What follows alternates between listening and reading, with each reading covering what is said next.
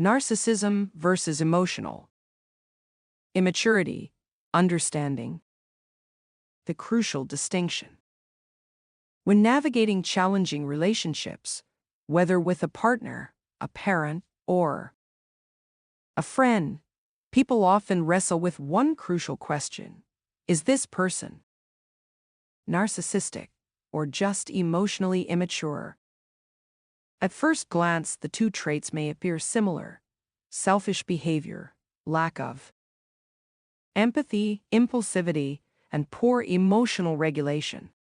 But understanding the distinction between narcissism and emotional immaturity isn't just a matter of semantics. It can be the difference between recognizing subtle dysfunction and protecting yourself from deep psychological harm.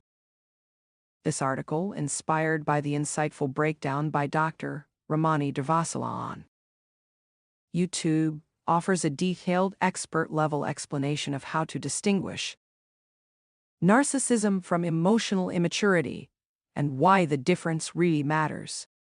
Why the confusion?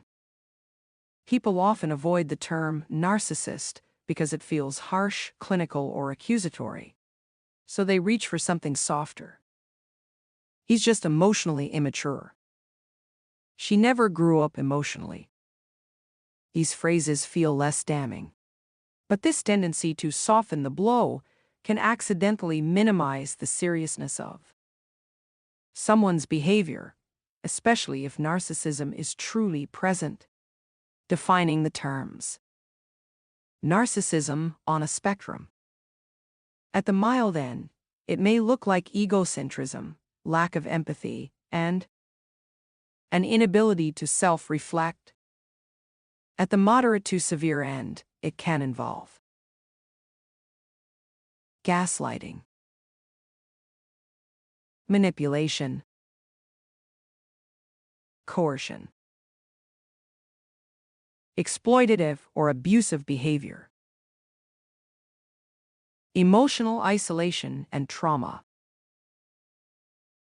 a need to dominate or control. Narcissists often regulate their image. They may be charming in public, but cruel in private. Their manipulation is intentional and strategic, designed to keep you confused, submissive, and doubting your reality. Emotional immaturity. More reactive than strategic. Defined by poor emotional regulation, tantrums, sulking, impulsivity, avoidance of responsibility, childlike thinking or behavior, lack of awareness about the impact of their actions.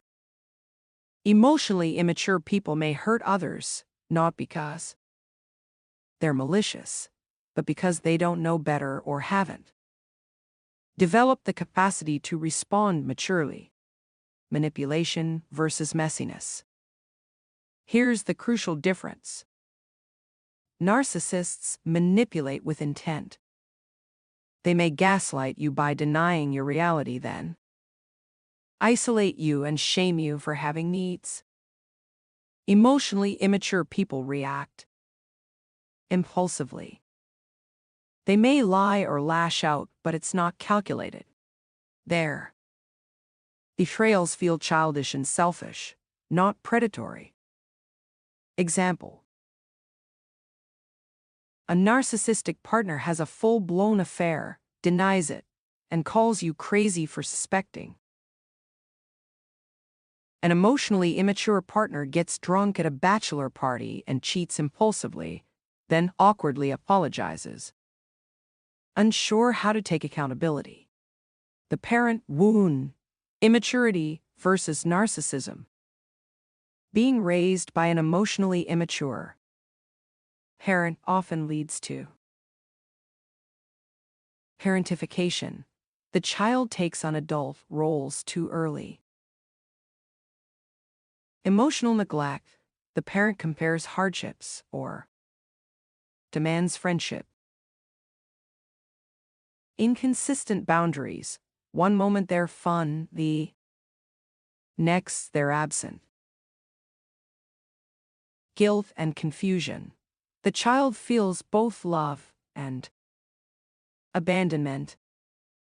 In contrast, a narcissistic parent creates a toxic emotional landscape. Constant shaming.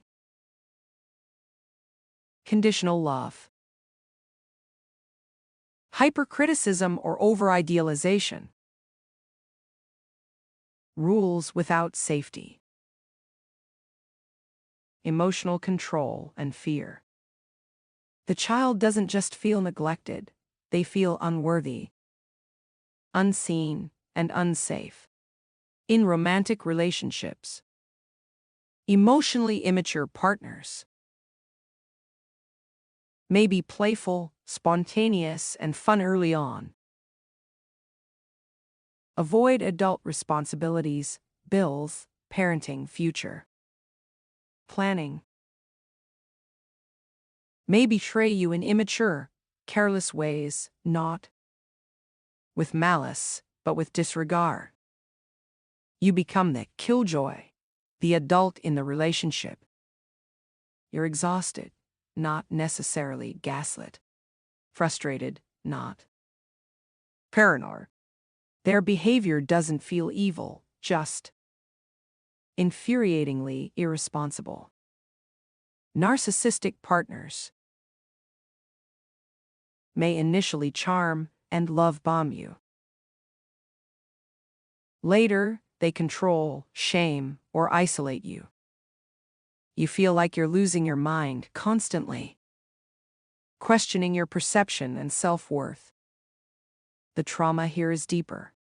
You're not just dealing with irresponsibility, you're dealing with emotional warfare. Can someone be both? Yes. Many narcissists are emotionally immature, especially covert narcissists. But not all emotionally immature people are narcissists. What separates the two is often intent and pattern. Does the person repeatedly cross boundaries and blame you for it? Do they deny your emotions and try to twist your reality?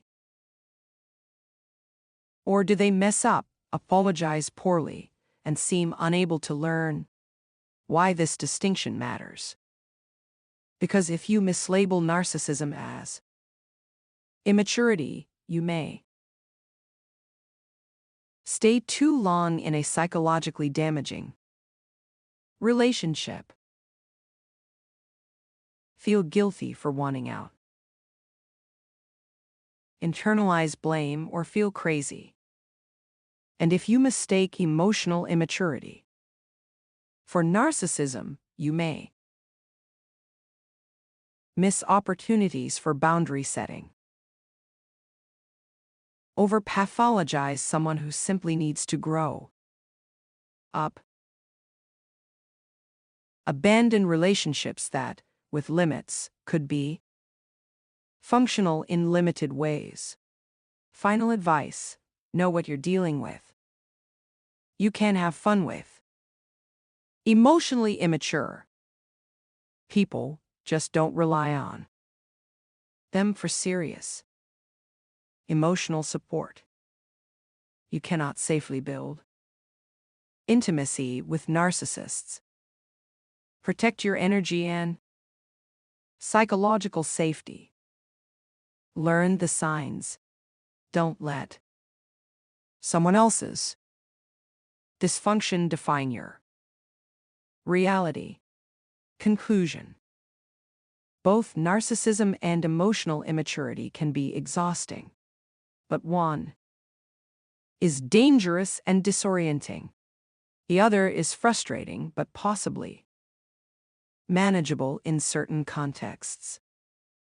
If someone is showing persistent disregard for your emotions, weaponizing your vulnerabilities, or making you doubt yourself, don't dismiss it as just immaturity. Your emotional safety matters. And sometimes, naming the truth isn't judgmental, it's necessary for healing.